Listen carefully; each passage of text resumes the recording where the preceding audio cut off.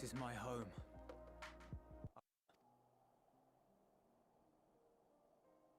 At least it was, until that night. I was with Lord Quintus when the capital fell, and thus spared.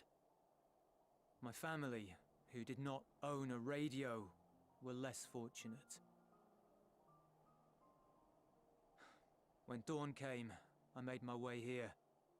My parents, my little brother and sister, they were still inside.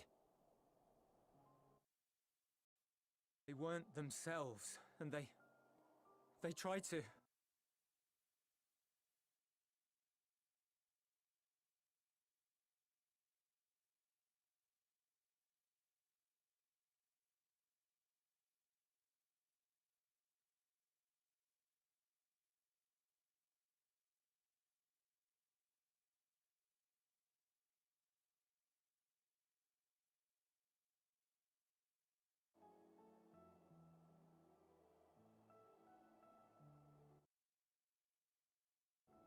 The Garlean flag bears a chain, the bonds between our countrymen. A red link at its center, the blood of the fallen. Our loved ones who lived and died for Garlemald.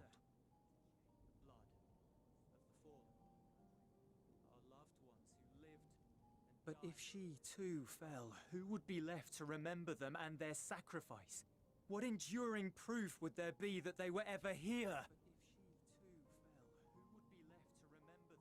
If we had turned to your gods, would they have saved us?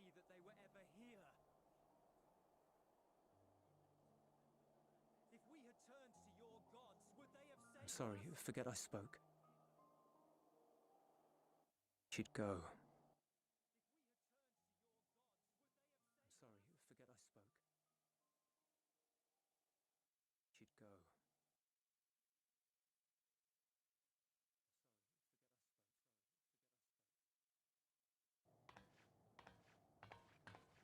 It's no use.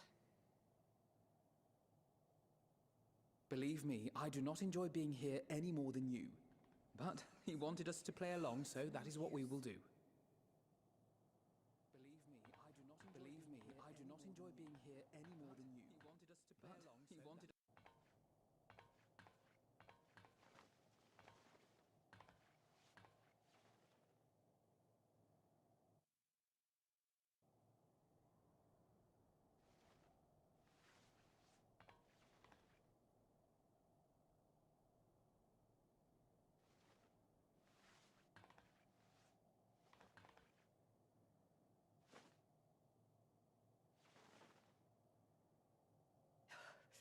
It's so cold.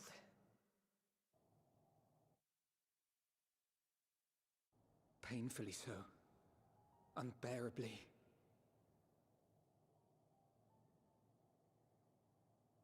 I've been thinking about what Quintus said. About why no one would accept Garlean rule. Irreconcilable differences. When coexistence isn't an option, only conquest remains. Varys at Gimlet said much the same. Only by uniting the world beneath a single standard would we rid ourselves of the Ascians. United as one people. One race cleansed of imperfections. A cold and unforgiving vision. And when we fail to live up to their standards, what place is there for us in their world? But the truly sad, truly frustrating thing is how damnably similar it all is to the lofty ideals of Father and the Forum. Non-intervention. Always non-intervention. Protect our knowledge and our people, and to hells with the rest of you. And yet, I can see how it happened. Varys and Father looked to their elders for guidance and took their virtues as their own. But for this world was of their making. In whom all of us lost in a sea of chaos.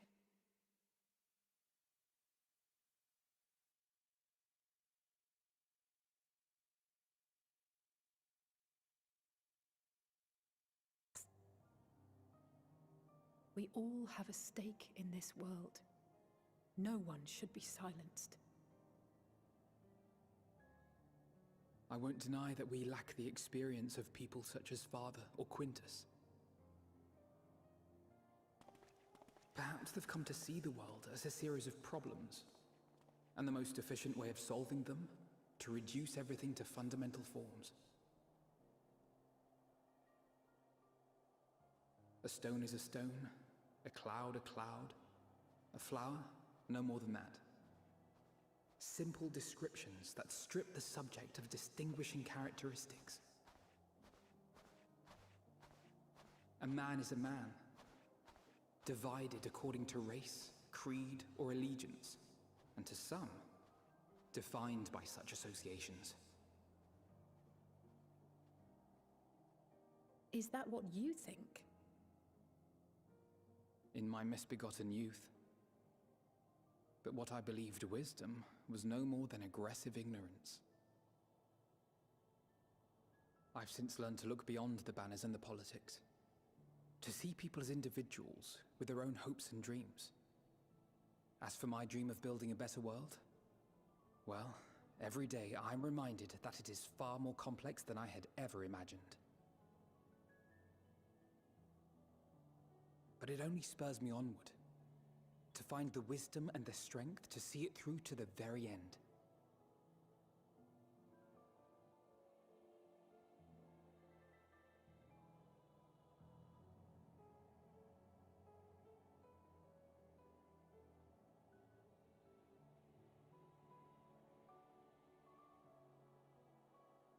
All of our supplies and an immediate withdrawal.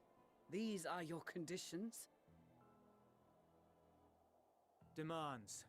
And you forgot about the airship. Once again, you will leave one behind. It will be used to return the prisoners. Their collars will be removed prior to the exchange.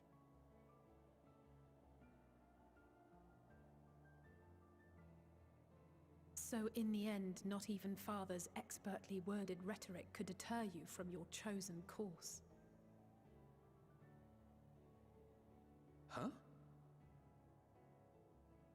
Not that I thought for a moment that it would. I've no love for violence, of course, but ours is a cause worth fighting for. I just wish he'd realize it too. Sometimes the only way to protect the ones you love is to take a stand, to refuse to suffer in silence. I want you to know I share your conviction. Whether it be on the battlefield or in the debating chamber, I won't back down. I guess what I'm saying is...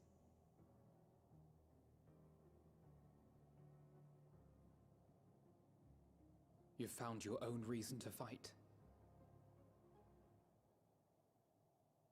Yes. Yes, I have. God's willing, there will come a day when we can finally lay down our arms, and there will be peace. But not until the Telophoroi have been defeated once and for all. And you, brother, will have a vital part to play. By your words and deeds, you'll lead the way. I pray I am up to the task. There'll always be naysayers. Those who think us fools for even trying. It's easy for learned elites to criticize earnest efforts and assert their moral superiority, all without offering alternatives. Not that their sophistry has ever...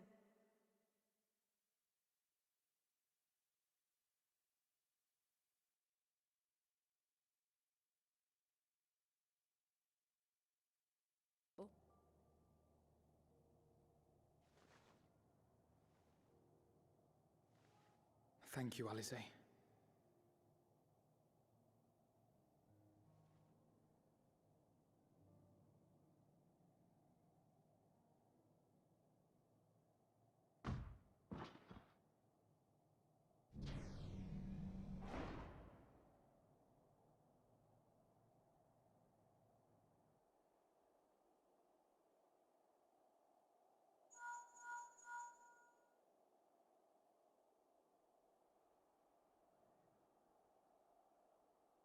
The scouts have secured Alizé and Alphino. Their collars were removed without complication as well. They report no casualties, not for their party nor the guards, who will wake from their premature slumber in due course.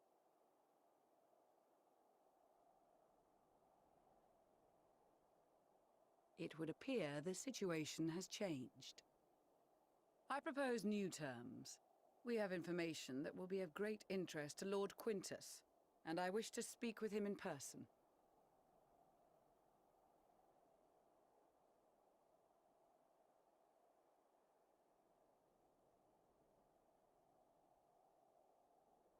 No.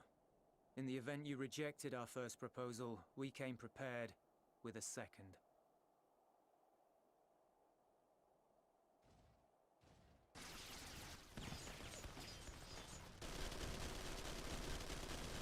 Ambush!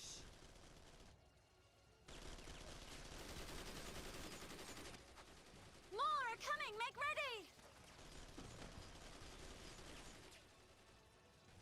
We, the loyal soldiers of the First Legion, proud servants of Garlemald, of the fallen Emperor Varys, shall safeguard these lands from the barbarian hordes until our countrymen return!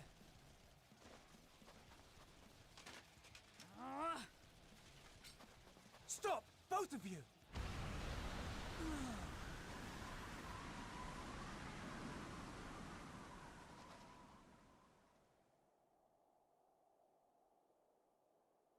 This child may be the worst emissary I have ever seen.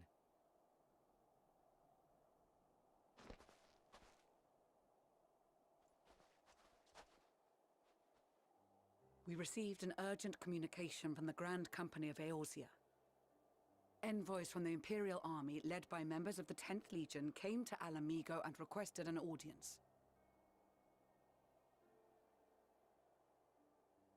They explained that their efforts to coordinate the reclamation of the capital with the aid of the 4th, 5th, 8th and 12th had ended in failure. Communication between most legions has broken down entirely.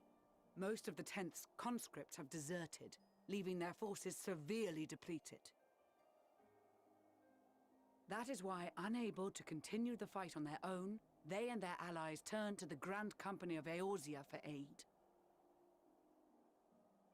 Lies! Every word! It is the truth, and I have not finished. The 10th has requested that we deliver a message to Lord Quintus. Have the ill stand down.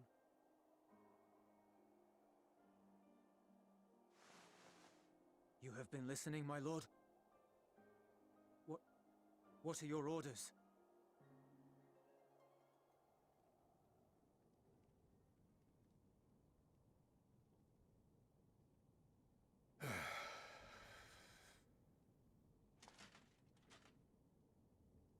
Inform her that we will honor the 10th's decision.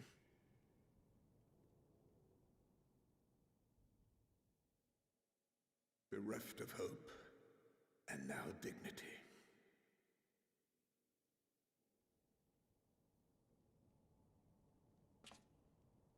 I release you from your duty. All of you.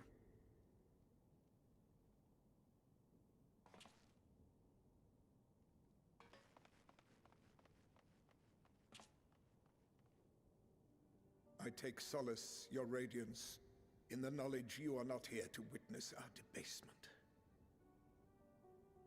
'Twas a grand, glorious dream we shared. Of a world united, of peace and prosperity.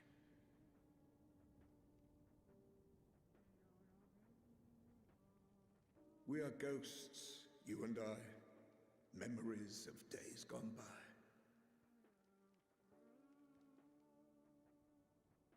Bonds forged in blood that I will not see tarnished.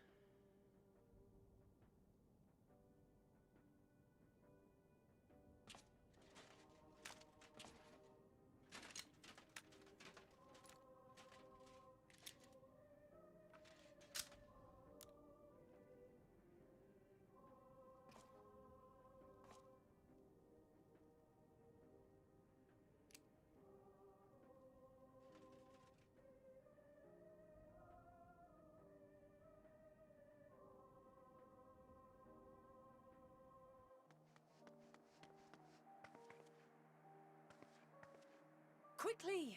We have to reach the station before it's too late.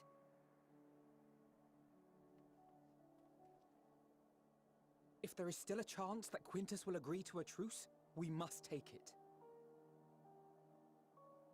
I just hope we get there before he and his men do something rash.